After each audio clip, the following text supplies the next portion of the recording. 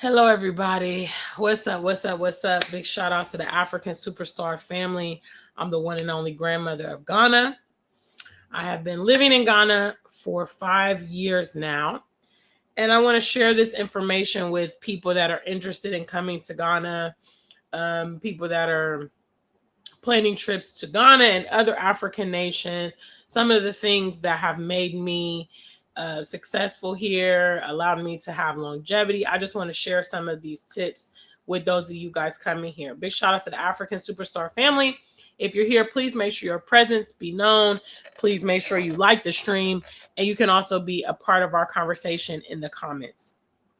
The first thing that I'm going to lead with when it comes to you visiting the continent. Now, with Dedi December, that's a party time. A lot of people have been coming to party in Ghana, coming to party in Nigeria, coming to party in South Africa. That has actually been quite popular for the last several years. I'd say at least, in Ghana, more specifically, since the year of return, since 2019.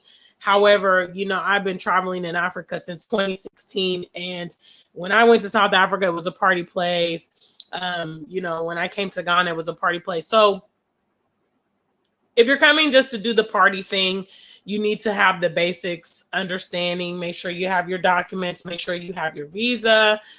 Recently in Ghana, all African passport holders can now come to Ghana visa free. But if you're still holding a British, Canadian, American, you're still going to need to get your visa sorted out. But if you're actually trying to consider settling here, then visiting beforehand is critical. I will always stand beside that because it's quite naturally that you romanticize the place before you come there. There are a lot of people abroad that, they have begun to romanticize what living in Africa is like. And I personally believe it is very, very unwise to just come and drop and settle here, especially if you're not a traveler. You don't have your source of income worked out. You don't know any people. You don't know anything about the country. In many, many cases, that has been a recipe for disaster. So to avoid that, coming to visit the location beforehand, maybe once, maybe severally, maybe for an extended amount of time, will give you an idea of what daily life is going to be. After you have visited, and maybe you still have this decision, you still have this yearning, research is the next critical thing, okay? I would also advocate, unless you are familiar with the location, perhaps renting when you come here, perhaps getting an Airbnb, purchasing land over the internet, buying a home and all that stuff in countries you're not familiar with is very unwise. You don't know the demographics of that community. You don't even know perhaps weather in that area. I know there are certain places here in Ghana, for instance, that are prone to flooding when it rains. We have a rainy season. Some places that are low-lying, or some places where, the water sewage system is not great or whatnot. Those places flood every year. Fortunately for where I live here in Ghana, I live in the city. I live in Accra. I have never experienced flooding on my side of town. So these are the kind of things that you would not know as someone coming from outside. It's very important. The next thing I don't think a lot of people talk about, it actually deserves its own video, is class. Okay. In Africa, it's a very classist place. And you have to be mindful of your class, and you have to be mindful of the class of the environment of where you're living. This is where a lot of diasporans are going wrong. Okay. We have seen stories of Westerners going out to villages, going out to the bush. And the class is going to be a challenge, because with you coming from the West, whether or not you want to acknowledge it or whether or not you actually perceive it, you are in an elevated class. You may have access to resources that the local people do not. You also are able to travel. You also probably have come with resources or money, or you have access to those things. And that's going to put you in a different class. This is the reason why, like, for instance, wealthy and famous people, even in the Western world, they live in gated communities. They live in exclusive properties. They live in penthouses. They don't live with the general public because class is a factor. Big shout outs. What's up? Thank you so much, Face Mask. I see you. Much love to the African Superstar family. I'm sharing some tips for diasporans that are interested in the motherland, because with all this popularity, I don't want you to come here blindly. I'm someone who's been traveling and living in Africa for some time, and I had to do a lot of this research myself back in the days before it was much more popular. So some of these tips will definitely help you streamline. But do not overlook class, okay? Do not overlook class. You need to be in a location where you're not going to particularly stand out, where you're not going to be a target for thieves and all this kind of stuff, where you're surrounded by poverty, for instance. Naturally, some people are looking for cheap living when they come to the motherland, and I understand it. Coming from London, you're coming from New York, you're coming from Columbus, Ohio, you're coming from LA. I'm sure with all the fires in California, a lot of people are probably going to relocate since they have been, you know, it's quite terrible. Shout outs to my viewers in California. If any of you guys have been impacted, my heart goes out to you, you know, and hope you are safe with your family and all that. But, you know, you come to the continent, you're like, oh my God, I can get a piece of land for $1,000. I can rent an apartment for $100. I can rent an apartment for, you know, £100. It's like mind blowing to you. However, okay, however, nothing in life is for free. Certain things are going to come with that. Okay, now it's very possible that you still get a reasonable deal because we have the advantage of currency exchange when you're coming from the West. All right, currently. That anything can change. All right. We have that advantage. So obviously that means we can live and have a better quality life in some cases. What's going on here? Big shout outs. What's up, Bronco Blue? I see you in the building. Thank you so much for stopping by. These are tips for diasporans coming to the motherland. Okay, so the first one we talked about is visiting. Okay, this is for those of you guys that want to settle down in Africa. It's absolutely critical. You may have been watching me. You may have been watching Austin Holloman, or you may have been watching Wodamaya. You may have been watching Diners, and you feel like, I want to settle in Zanzibar. I want to be in Nairobi. I want to be in Accra. I want to go to Johannesburg. The reality for you might be a lot different than your favorite YouTubers. So I highly recommend coming and visiting the place that you have in mind. Number 2, research, okay? Do your due diligence. Please do not pick up a plane and just come here and hope that it's going to work out. Don't come here without the next topic, okay? I'll get into that. So we have a visit, we have research, we have class. I've talked about class. You know, do not immerse yourself in places that might be unsafe to you. You know, we are used to living in the Western world individually. They live communally here, which means communities know each other. You can potentially be the outsider if you're coming in in a particular way. So you want to make sure that you're mindful of that. The next one that I want to talk about, oh gosh, it just went out of my head. Bishop is hey, hold on. I just said it. Hold on. Oh, streams of income. Okay. Do not come without figuring out how you're going to manage your finances. Okay.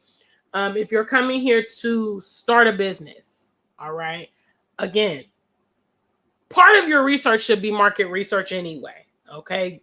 If you are familiar with, you know, if you have previously been an entrepreneur or business owner, there's a lot of things that you're supposed to investigate before you open a business. Okay. So if you're opening a restaurant, you want to know your demographics. You want to know the cost of living. You want to know what kind of other businesses are flourishing in that area. Okay. I think if you came in Ghana and you opened up like maybe a Japanese sushi shop in the middle of, for shout outs to my Ghanaians that'll watch this, you open it up in Kaswa. Okay, Kaswa is a location that is very, very local. Okay, a lot of local Ghanaians live in Kaswa. I can tell you now, your sushi shop, it may not flourish.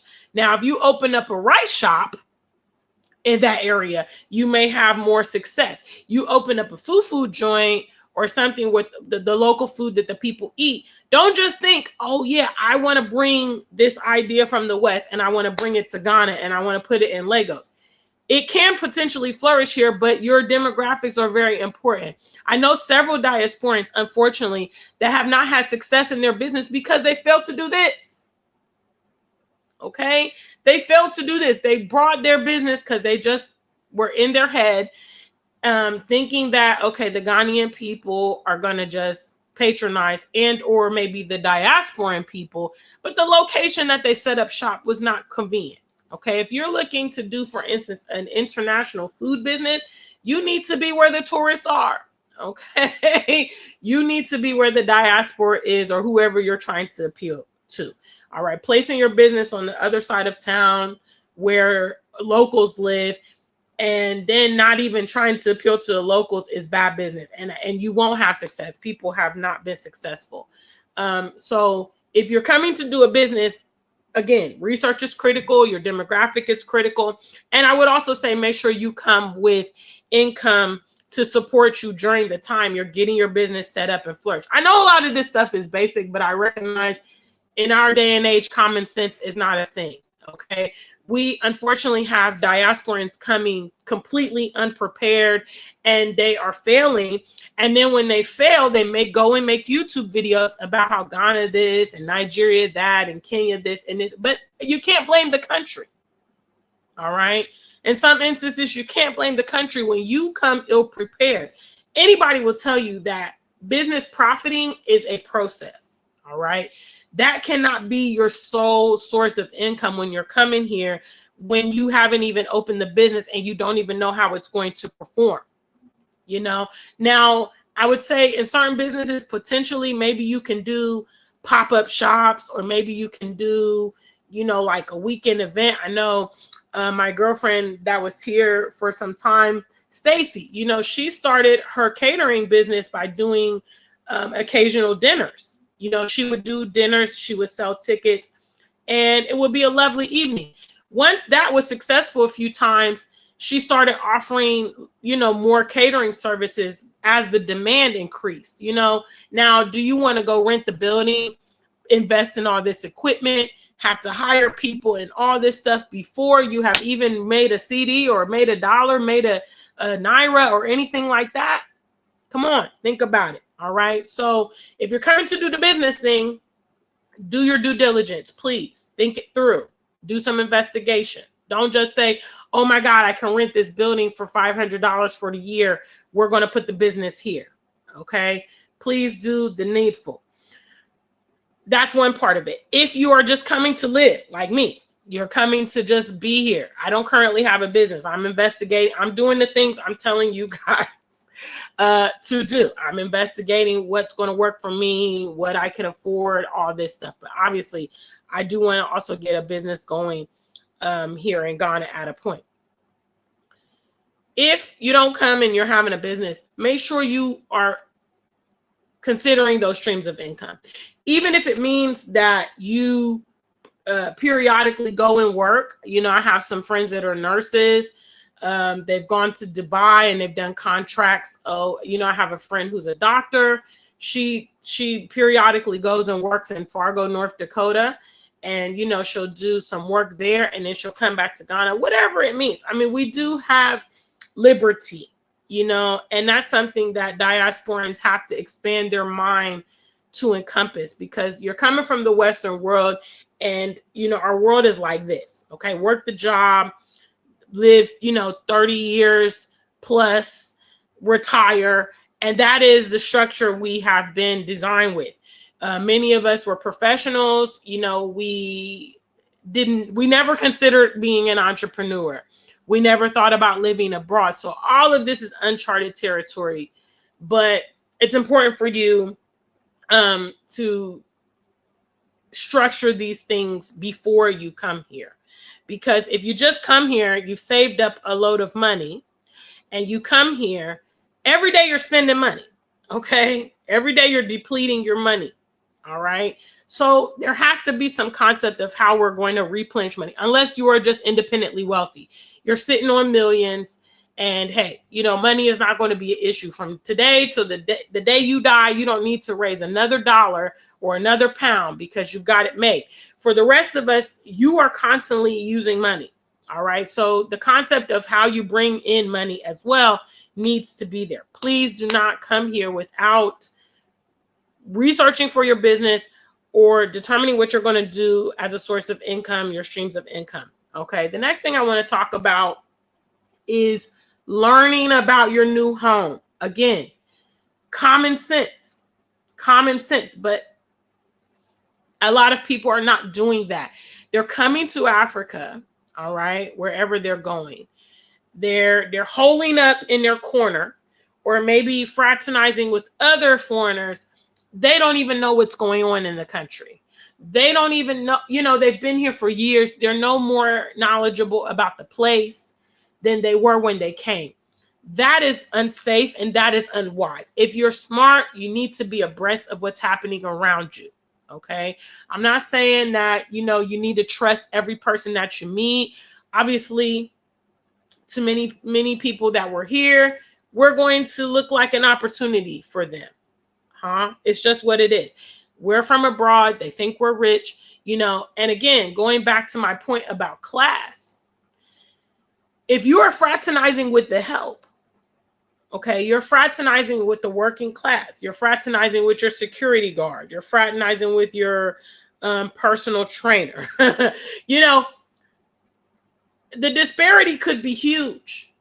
And even though they're being friendly to you and you're being friendly and you think you've made a new friend, you guys are not on the same page. And they're more than likely completely aware that you guys are not on the same page, that you're at an elevated position than they are.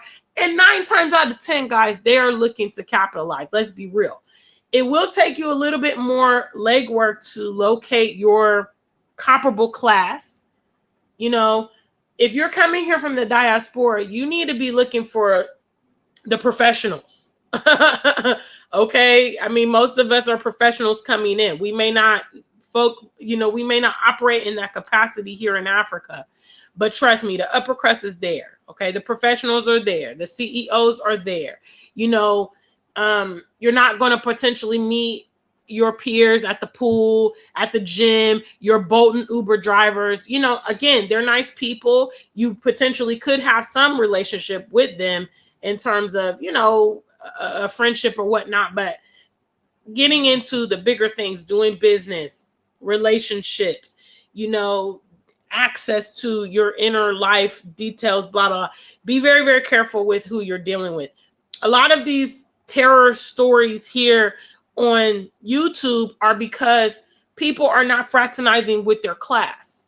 And ladies, hello, sidebar. I got to talk to a lot of the Black American ladies, diasporan ladies, okay, because you guys are repeat offenders. You're coming here to Africa. I know the men are very, very attractive, okay? I know. But you're doing things and dealing with people that you would not give the time of day in the Western world, okay? Most of you ladies, if you're dating a man who's significantly younger, you would not. You're in your 40s, you would not be dating a 25-year-old in America. Okay, you would not be dating a 25-year-old, back in the UK, Canada. You wouldn't. Now you're coming here. He's maybe very attractive, tall, muscular, whatever. All right. He may be knocking them cobwebs off in areas that they have been accumulating. But please, okay, know what it is. Know what it is for what it is. All right.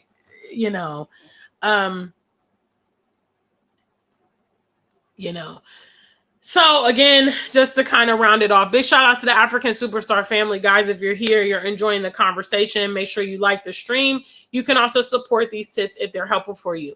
So my first tip was come and visit. Some of you guys are getting way ahead of yourself.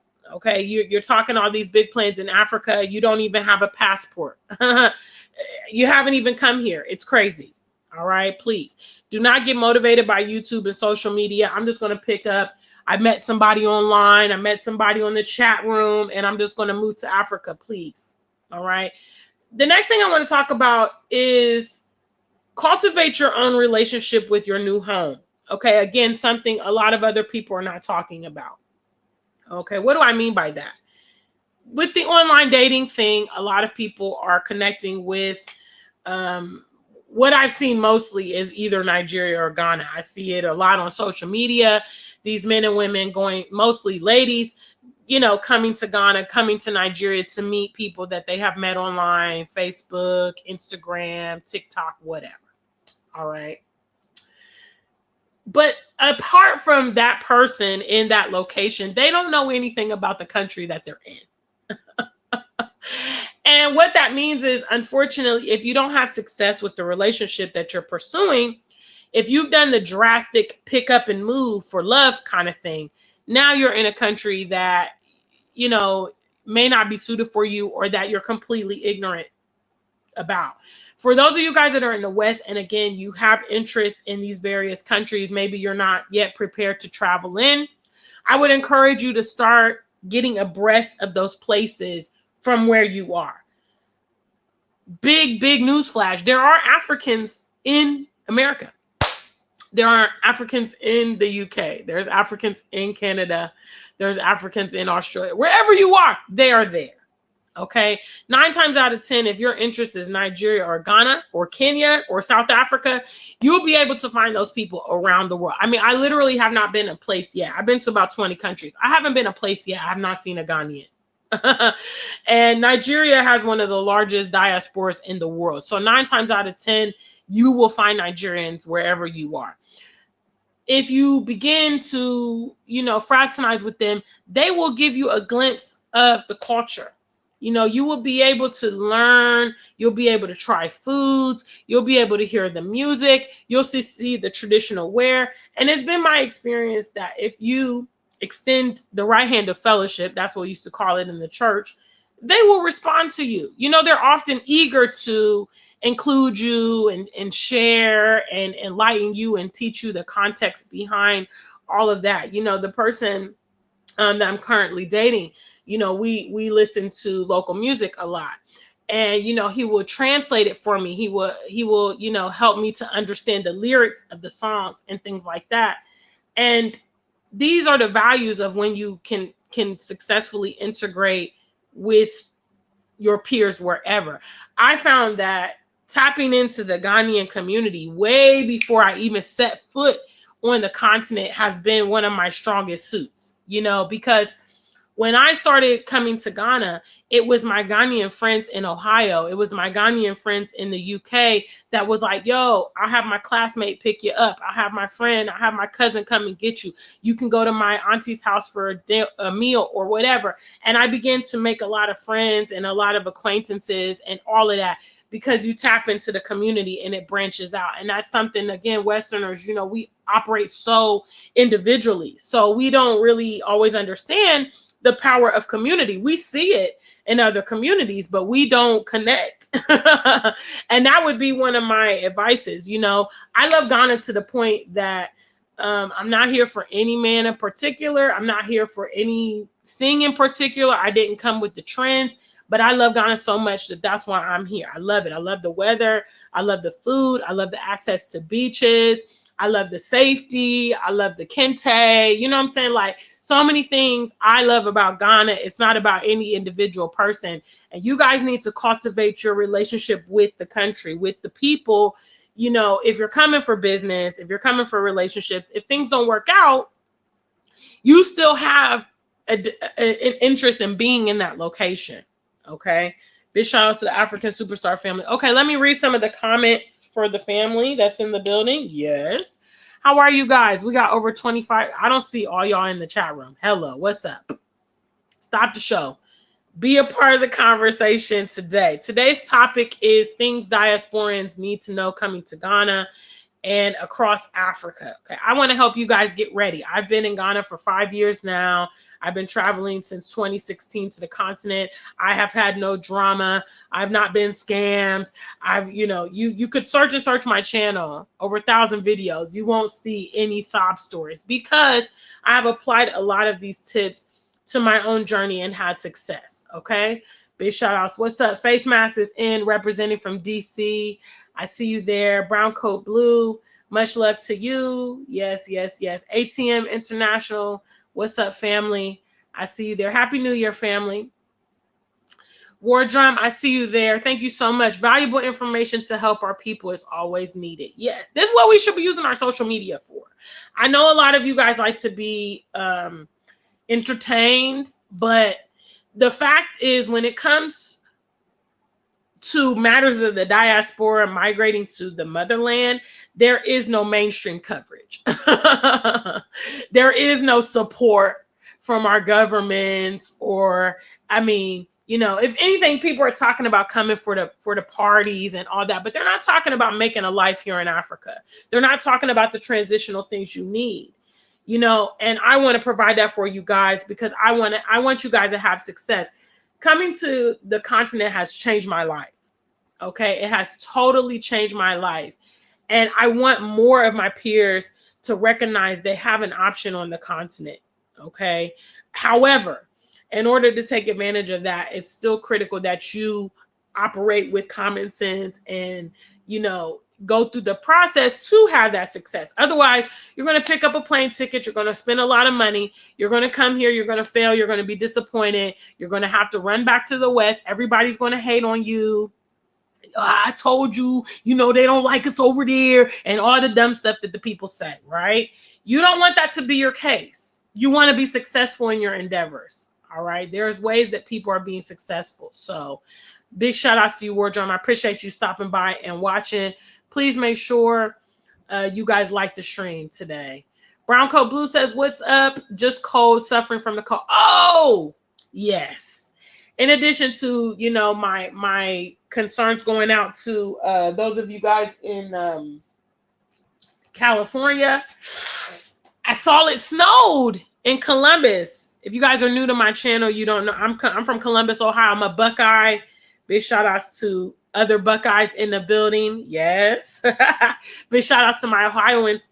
I don't know why my eyes are just watering today.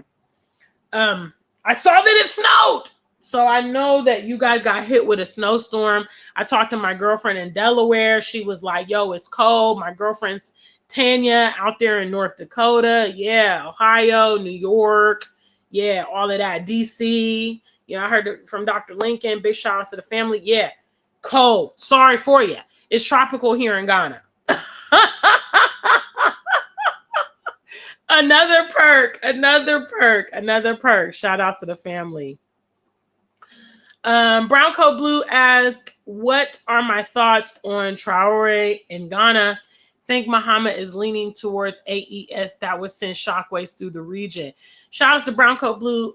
For those of you guys that don't know what's going on in Ghana, Ghanaians recently elected a new president. Well, he's not a new president. He already served a term, but he's back for his second term. His name is John Mahama. And last week, the inauguration was held on the 7th of January. And the very extremely popular Pan-African president of Burkina Faso, which is a border country to Ghana, was present at the inauguration. And he received the warmest welcome of all the other presidents that were there. I saw Senegal's president there. I saw Tinubu. He's the president of Nigeria. There were some, other dignitaries there and whatnot. But Traore received, the warmest welcome. I don't know about Muhammad. The reality is that here in Ghana, the Ghanaian government is very in bed with Western interests. America donates a lot of money here in Ghana. And, the mentality, I don't see the same kind of vigor for revolution here. And I see that it has been, that sentiment has been widespread through the Francophone, former French controlled colonies. they're ready to do it. I don't see that same sentiment here in Ghana, but we don't know. I mean, at the end of the day, it was quite significant though, because Traore, he has not traveled outside of Burkina Faso for 2 years since he came to power in 2022. So I think he's making quite a statement. But naturally, like I said, Burkina Faso and Ghana, they are border countries. So, it shows good. Shows good faith that, okay, a new president's coming into a country that borders my country. Let me go and show my support. Anything beyond that, I don't know. I mean, is Muhammad revolutionary? I can't see it, but anything could happen. Big shout outs to the family. Please make sure you hit the likes. Yes, I'm here to share a few tips to help the diaspora be successful in the motherland. S.A. Smith, I see you there. Big shout out to you. Guada9, thank you for the support. Do as he says. Please make sure you hit the likes if you're enjoying our channel. Musings in Bloom, big shout outs to you, sweetheart. I see you there. Korku Onas, I see you there. What's up? What's up? What's up? Musings in Bloom says, why do you think Black people in the West are so individualistic? There's a lot of reasons to back that up. I'm going to come back to that. African Goddess, thank you so much for your one and only super chat. Guys, do the needful. Show some love and support for the African superstar, trying to provide the resources our people need. Back to Musings in Bloom. There's a lot of reasons for this, actually. The first reason I would say is obviously you can't sit in water and not be wet. We live in the Western world. We live among white people, and that's how they operate. Okay, white people are not communal. White people are not tribal, in as much they come from, they're animalistic, but they're not tribal. And number three, community among our people has been widely discouraged. Even when 2 or 3 of us gather, for those of you guys, shout outs if you're here in the room, if this has ever happened to you, I know it has. So I better see a lot of number ones.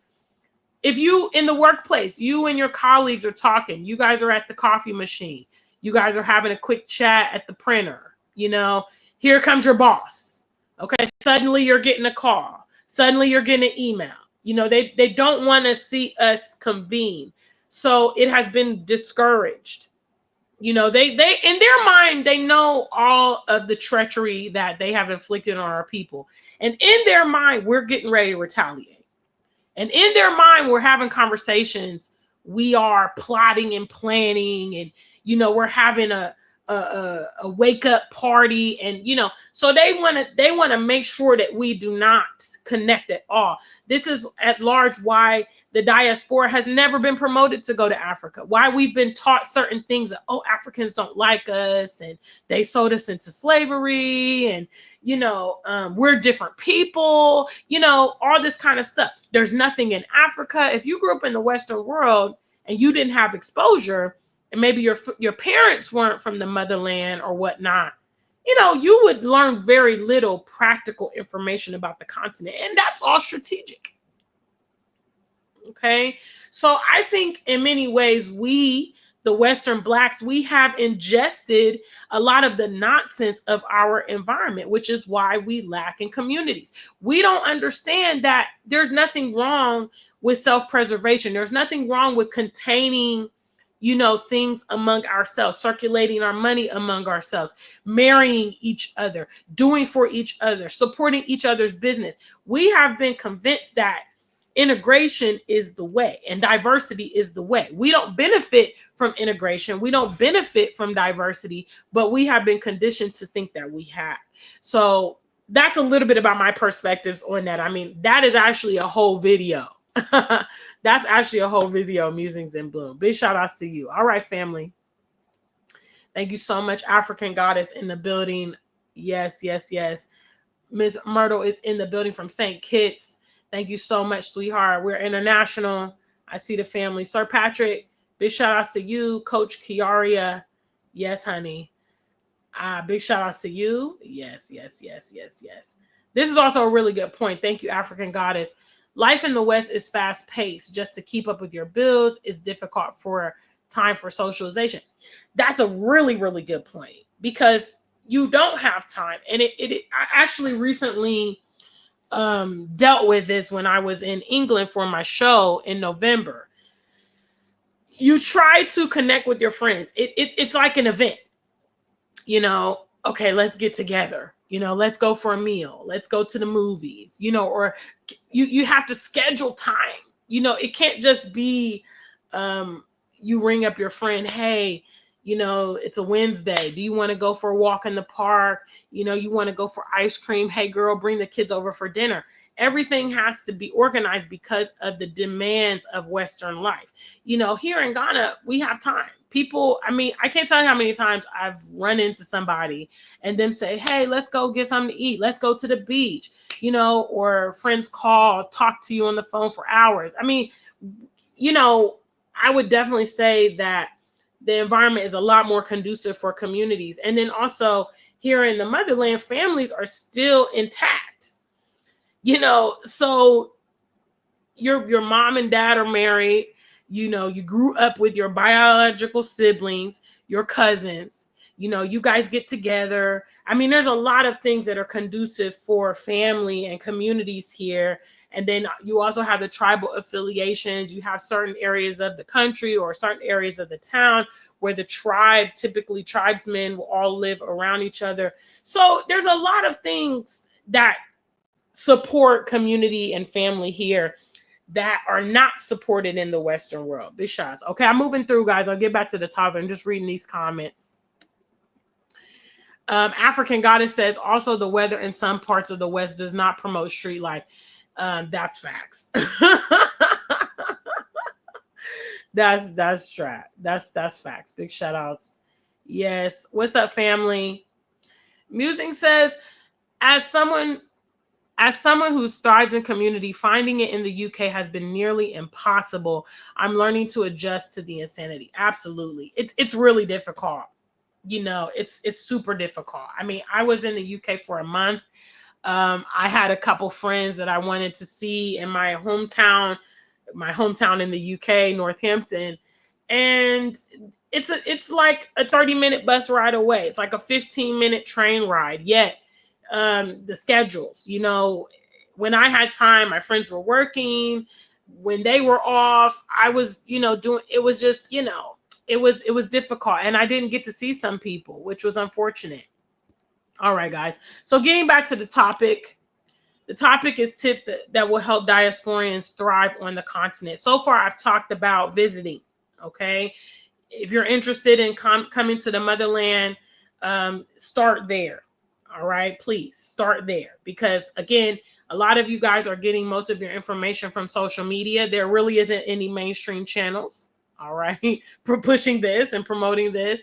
So you're getting it from social media, and it's natural to romanticize. And then obviously those of us that you're watching, you are getting a bit of our lifestyle and a bit of our perspective. Your reality may be different. I'm a single woman living here in Ghana. I don't have children. I'm not operating a big business. I haven't had to interact a lot with healthcare here. So there, depending on your own specific needs and things like that, a different place may be more suitable, but you won't know unless you come visit. The next one is research. Okay. So that means figuring out the type of lifestyle you're looking to live, where you're going to live, the logistics of that. Do you need a permit? Do you need a visa? Whatnot? Recently here in Ghana, many people have been granted their citizenship. I didn't receive it, guys. I have received a lot. I'd say at least on the last ceremony, I got about 10 messages and calls from a lot of my close concerned friends and whatnot. And I really love you guys for that. I have not received my citizenship. I haven't really pursued it up to this point because I have a residence permit. And on this recent application, I was actually in the UK at the time for my show. So I wasn't even around when the ceremony happened and all of that. So, that potentially might be something you look into, especially if you are doing things such as start a business, such as buying land or building. Okay. You definitely want to have your immigration status worked out. Okay. I would not recommend doing those things without determining your future in the country. Otherwise, you could potentially be wasting money. Okay. I think it's crazy and bizarre that people are buying land and, starting projects. They haven't even visited the country. they've, they don't have any rights to be there or whatever. It's very, very risky business. Okay, very, very risky business. So we have visit, research. I talked about class. Okay, know your class, locate your class. People are coming here for cheap living. Some of them are going to local communities. They're going to the villages. They're going to remote areas. You're going to be the big fish in a little pond. Okay, and in as much the people are friendly, you have to remember you're the outsider, you're the foreigner. You're coming with more than, just step in a person's shoe for a second.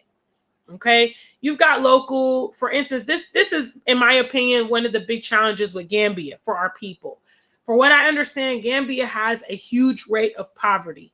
All right, there's not jobs for the young people. There's not a lot of industries. It's kind of a tourist destination. You know what I mean? So most of the industries are surrounded around tourism. All right, so you come in, all right, with your money, your dollars, your pounds. You buy land. You build a house. Okay, you ship in cars. The people around you, the local Gambians that have been living there their whole life, don't have anything to their name. Here you come as the foreigner coming in, and feelings of jealousy, feelings of privilege, and all this stuff. It's going to come into play. It always comes into play around the world between the haves and the have-nots. Okay, you need to investigate where you're going to fit in. All right. When I came to Ghana, I came to a middle-class environment. Okay. There are foreigners in this neighborhood, but there's a lot of affluent local Ghanaians. All right. I would not go live in the village. I wouldn't. I'm going to immediately stand out. Okay. Also, when you get into those local areas, you don't speak the language. I mean, you're kind of setting yourself up for failure. So look for your class. Okay, if you're a professional in the West, locate the professionals here in Ghana. Okay, locate the professionals in South Africa. Locate the professionals in Kenya. Okay, they are there. Find them. I know that here in Ghana, there's a group. Big shout outs to one of my friends, Erin. She invited me to the Rotary Club. Okay, so the Rotary Club is like, it's like a philanthropy organization. They will take up different projects like fixing bridges and villages, and building schools and water projects, and they take these things in. The thing about it is that the members of the Rotary Club are very affluent. These are the movers and shakers here in Ghana. You know what I mean? So you need to find such things in your location to help you find your crowd. You know what I mean? Where you're going to fit in. Because if you don't want to be, you don't want to operate within class parameters, you're going to have a lot of problems. Either, I see it all the time here on YouTube. A lot of YouTubers, oh, Africans are begging and this and that and the other. I have never had that happen where I live in my community. Never. Most of the Ghanaians that I live among, they have more than me. Okay, they have mansions, they have cars fully paid for, they travel. A lot of them, they've schooled abroad, they have businesses. You know what I'm saying? Like, so they ain't asking me for nothing. If anything, the ones that have traveled outside, they know that they have more than I do. So that's the way forward. That's the way forward. Okay. So yes, class. And I've also talked about getting abreast of where you live. You know what I mean? Trying to learn as much as you can, either before you move here or once you come here. You can go to the museums. You can go, try to find, if some of you guys are into religion, get yourself a church, and try to integrate yourself in, learn the street names, try to know your demographics so that you are not a fish out of water. You should be more knowledgeable living in the country after a couple years than you were when you came here. If you're not, okay, if you've just been having like a rotation that you do every day, that's really unwise. It's important for you to know about your surroundings. Okay. Social media has been really helpful for me as well. Another tip, I follow a lot of Ghanaian news blogs and entertainment blogs. So what's going on socially in Ghana, I know about it. You know what I mean? Because it comes up on the blogs. I read to know what's happening. Like I said, politically, we just had an election here in Ghana. These are things you want to know about, okay? You don't want to be the last to know what's going on in your country. And also, some countries, Ghana is a safe country, but other countries have been experiencing conflicts and things like that. You definitely need to know if that's going on in your backyard. Okay, you don't want to be the last one to know that, oh, tensions are rising or this and this, and you don't want to be the last one to know about that kind of stuff. Okay, big shout out to African Superstar family. Yes. So these are some of the tips I wanted to share with you guys. These are some of the tips that I have utilized that have given me 5 years of success here in Ghana. I'm the grandmother of Ghana. You may not be familiar with me, but yes, I've been here. I had my original YouTube channel taken down in 2021 unjustly, but I'm preparing a video to do that, to kind of go over what happened and all of that. But nonetheless, I have been here quietly living, enjoying my life in Ghana, Hakuna Matata, because I have exercised a lot of these things. And another tip I would add before wrapping up, much love, I do offer consultations music. I need to, currently the afrikansuperstar.com is down. I've been trying to envision the direction I want to take my website, so it's not up currently. But I do offer consultations through email. So if you want to contact me, afrikansuperstar@gmail.com. It's scrolling across the bottom here. You put consultation in the subject line. I offer consultations for $100. Okay, that's for an hour. And either if you want to talk to me on the phone or if you want to do a video call. And then I also can offer emails. So I've had people contact me about travel arrangements. They need to find lodging, these kind of things. I do also offer bespoke tours. Yes. So if you're interested, hey, Gina, I'm coming to Ghana. I'd like to spend a day with you, or can you go with me to W.E. Du Bois or whatever? Yes, that's also available. $100 a day for ground tours. Me and Mr. Taya Uhuru, we've been also discussing when we're going to release our collaborative tour, our 7-day tour. We did 2 of them last year. So, you know, but that hasn't been established yet. But if you, again, any of these things pique your interest, just feel free to get in touch with me, afrikansuperstar@gmail.com. The other tip I wanted to offer, what was it? Oh, hold on. It was right on the tip before I read musings. That's why I can't be reading the comments while you're doing your show, guys. Yes. But anyway, I would just say that you can start where you are, getting introduced to wherever you potentially are interested in. So a lot of you guys, you think you want to do Ghana, you think you want to go do Kenya, you can start with the food. Find a local restaurant, go check out the food, see if you like it. You know what I mean? A lot of you may work with African people. You know, ask them where they come from. You know, if it's where you're interested in, they will definitely share with you. They're always excited to share, you know, about their home. Now, I know that when you get into the I want to move to Africa and all that, sometimes you might get backlash from some African people. It was my experience. I received a little bit from Ghana, and then I received a lot from Nigeria.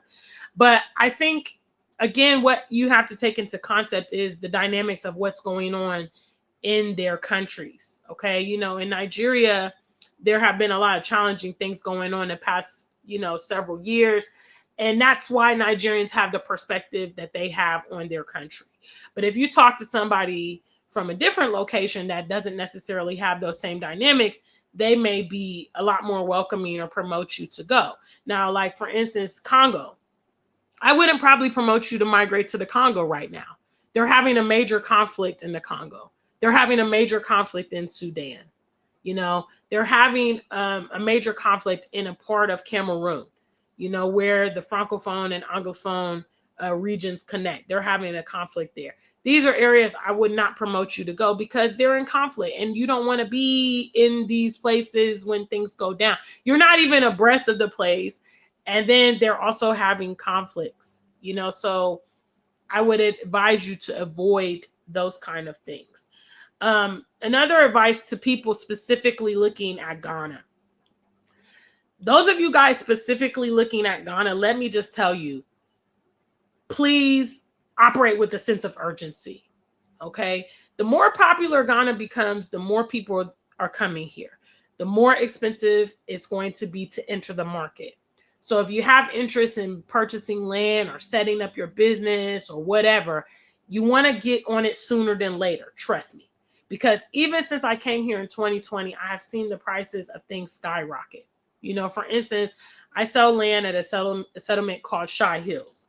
When I first came to Ghana, one plot of land was 20,000 CDs. Okay. That same plot of land now sells for 37,000 CDs.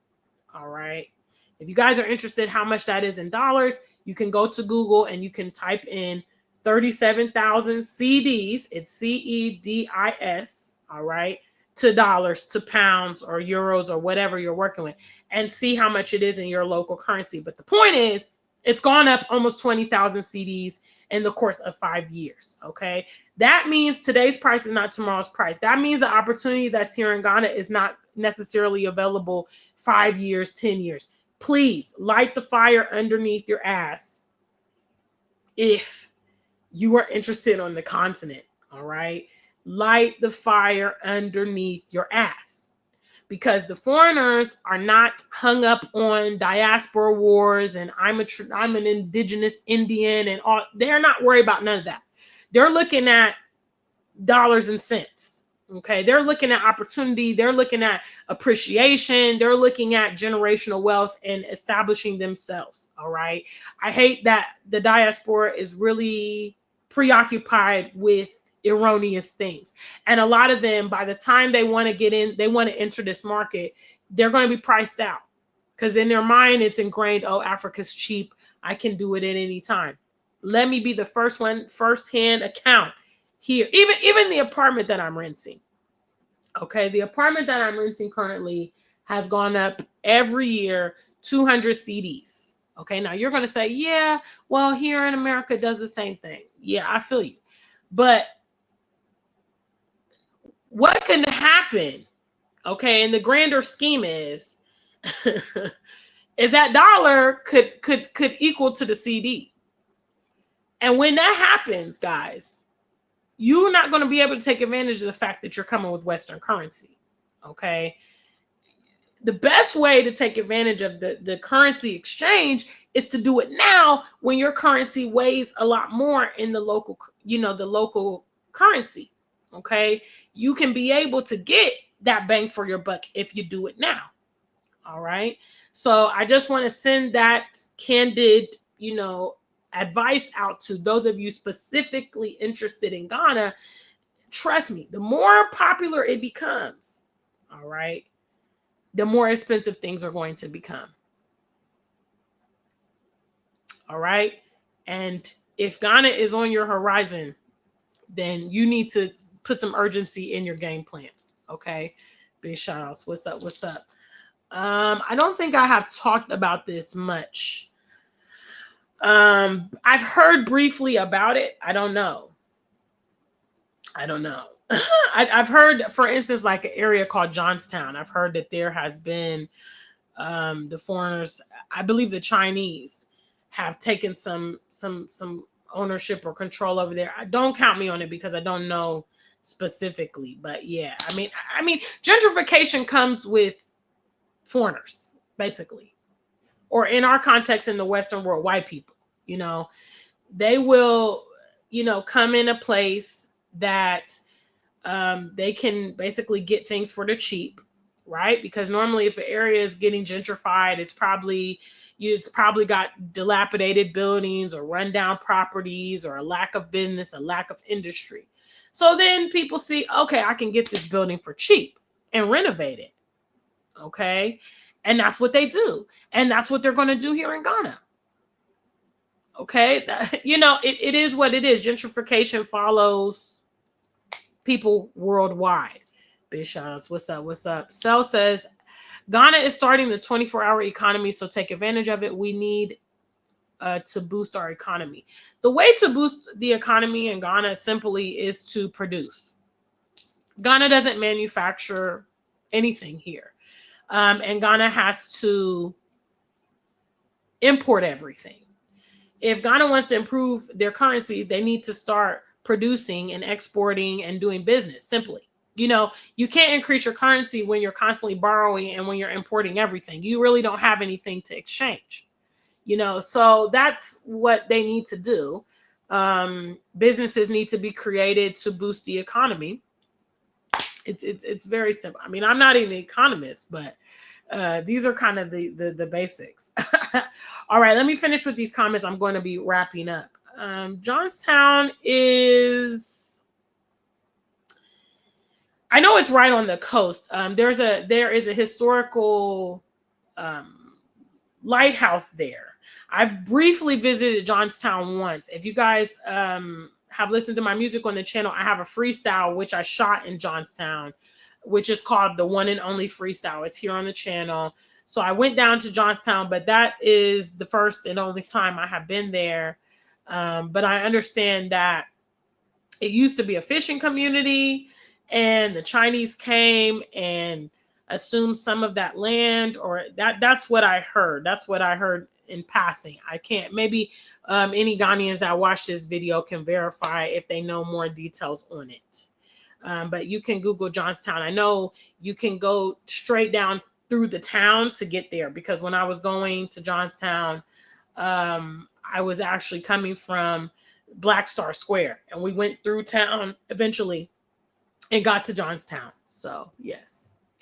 Piro Dusa, okay, says, in America, white folks ran to the suburbs, black folk ran behind us, saying, don't leave us. Then white folks went back to the cities. Yeah, I mean, that's a whole nother topic. That's, you know, that's the psychological relationship that our people have with non-black people. I mean, I don't know why. I didn't drink that Kool-Aid, but a lot of our people they have just become so intrinsically intertwined with these people that, you know, they don't even realize that they're being emulated a lot of times, and that they are the ones who are superior and high performing and athletic and beautiful. Our people a lot of times don't even realize it, you know, until white people will put the spotlight on it, or white people will begin to copy. Then our people, by way, want to start emulating the whites who are emulating us. So it's really sick. But yeah, you're right. The blacks, a lot of blacks, you know, they follow the leader. And I mean, it could be based on that whole, you know, master construct that is there, you know, that our people just function like this. But yes, that was the point. Yeah, that's what I said. I said Jamestown. Or did I say Johnstown? Okay, my bad. Well, you got it. Sorry. James John, I think they're brothers. My bad, guys. I mispronounced it. Thank you so much, Richard. It's Jamestown. Okay. Shout out to my Ghanafo in the building. Much love to my Ghanafo in the building. They'll always make sure I keep it correct. All right. Thank you guys so much. All right, guys. Look, I'm going to wrap up here. We're going to see Sel. Sel must be a NDC supporter. The sentiments here in Ghana is that John Mahama is going to just, you know, put on a cape and just transform the whole Ghana. I don't know. Time's going to tell. But all I can say is this is the very same John Mahama that was in office 8 years ago, and Ghanaians were very eager to sack him, which is why they didn't give him a second term. So, I mean, I don't know. I always judge people by history. So a lot of times people's past behavior is a great indication of how they will be going forward. So if Ghanaians weren't pleased with him then, I don't know what they expect him to do now. But again, Eyezu, we'll see what happens. You know, I live here in Ghana. I love Ghana. I definitely want the best for this country and the best for the people, I don't want the people living unhappily here, because that puts me in danger as a foreign. You know what I'm saying? Like, the more unhappy and the more the worse their living conditions are, that will impact me as someone who is not under those pretenses. And I'm very aware of that. So I definitely want the local people to be living in a, decent condition. But I'm realistic. You know what I mean? I know the relationship that, for instance, Ghana has with the Western world, and how the Western world is always interfering in what we're doing here in Ghana. So that leads me to believe that we don't have that much liberty. And John Mahama has never been a threat to the West, which means that he's an approved leader. They don't see any threat in him. They're happy with him to be in office. Why? Well, probably because he does their bidding. But I'm not here to talk about that. Piro Dusa said, I saw white people in the hood. My pops was murdered when I went back to New Orleans, and was like, y'all know where y'all at. Oh, well, that's quite traumatic. Sorry for your loss, bro. That's, yeah. That's heavy.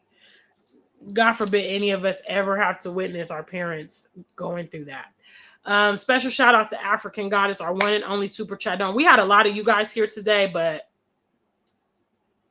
where's the support? What's up, guys? Come on, man. I drop gems. I share knowledge. You guys just came and ate, man. Big shout outs. What's up? What's up? What's up? This is my thinking sick lion, but hey, who am I? I don't vote. I'm not a voter, I'm not currently even a citizen in Ghana. I'm just a resident. I'm just a passenger in the car. But that's what I understood as well. But when I saw the overwhelming support from Mahama, I was just like, wow, people's memories really are short, because this is not even like his son or his cousin. It's like the same exact Mahama that the people were not happy with back in the days. Anyway, that's another topic. But big shout out to the African Superstar family. I hope those of you guys seeing the playback, this information was valuable to you. If it was, please make sure you like the video. Make sure you subscribe to our channel. You can also send any support to the channel for content scrolling across the bottom here, or you can support during live streams. Okay. Until we meet again, stay black and true. If you ain't black, just stay true.